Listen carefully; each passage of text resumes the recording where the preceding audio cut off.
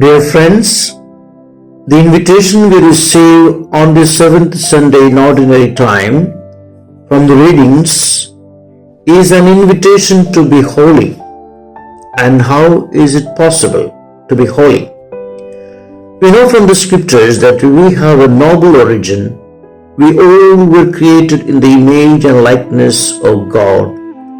And St. Paul in the second reading of today tells us that we are God's temple and the Spirit of God dwells in us.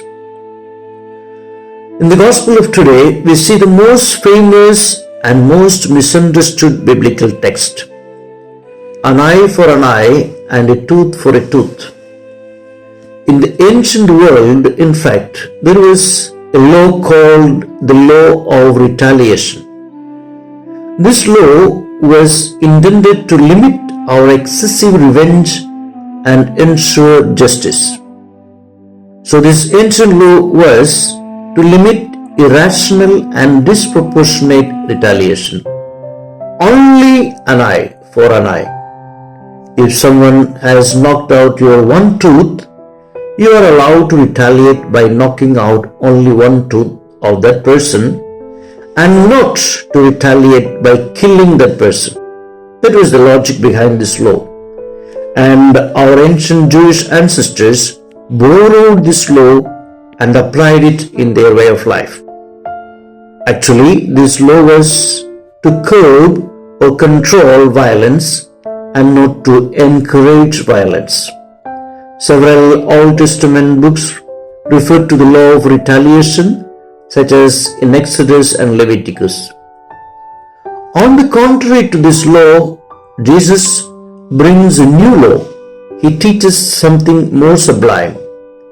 If someone strikes you on your right cheek, turn the other as well. If someone asks for your tunic, give him also your cloak. If someone orders you to go with him 1 mile, go 2 miles with him. How can we live this teaching of Jesus? Is the teaching of Jesus practical? In a culture of an eye for an eye, a tooth for a tooth, Jesus brings the commandment of forgiveness. Sometimes it is wrongly understood as supporting oppression or injustice by keeping silence. But when we analyze it, it's a call to resist the tendency to retaliate. Jesus gives an extraordinary command: love your enemies. He replaces the old law with the new law. When we have the thought of revenge, revenge controls us and makes us lose our peace. While love is a positive energy and liberates us from revenge, hatred poisons our heart. When Jesus says, love your enemy, he is calling for a change of heart. It is an absurd generosity. We have remarkable examples of those who practice this new law of love taught by Jesus in the Sermon on the Mount.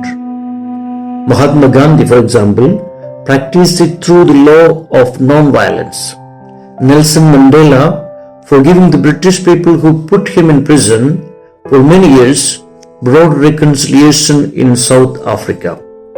Saint Pope John Paul II, forgiving and visiting in prison Alleluia, who shot him, showed us that it is possible to forgive. Jesus lived this principle till the end of his earthly life.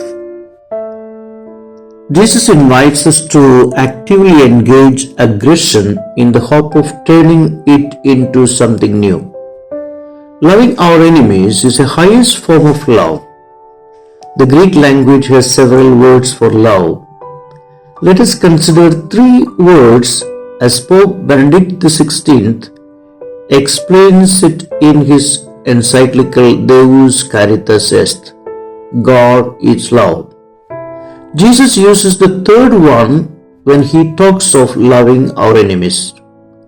The first one is philia.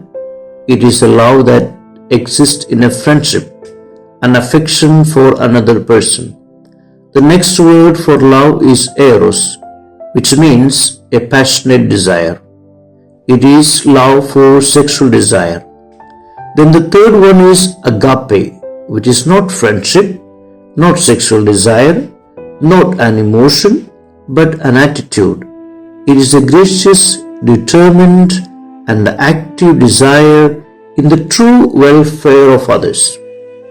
Desiring the other's highest good is an act of love without expecting anything in return. So, loving our enemies is to love without expecting anything in return. Forgiveness is not forgetting, it is not sentimental, it is not condoning, but abandoning your right to pay back the perpetrator in his own coin. But it is a loss that liberates the victim. So Christian love, agape, is positive. Today Jesus invites us to be perfect. How could anyone be perfect as God is perfect? Here what Jesus means is to keep that goal in our life, becoming the person God has created us to be. Jesus shows us many ways to be perfect. For example, he told the rich man, if you want to be perfect, go sell your possessions and give it to the poor. In the same way, if God is merciful, you too be merciful. If God is slow to anger, you too be slow to anger. So being perfect means to show complete love. The deep motivation of our love for our neighbor is because the Spirit of God dwells in our brother and sister. We are called to love everyone. Today St. Paul asks, don't you know that you are the temple of God and the Spirit of God dwells in you? The only and new commandment that Christ left us was charity.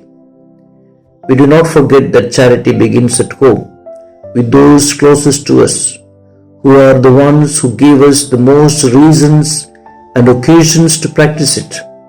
In the family, in the work team, in the religious community, and in the parish.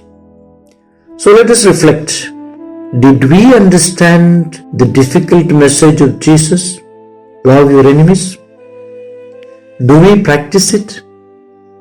Brothers and sisters, may God bless you.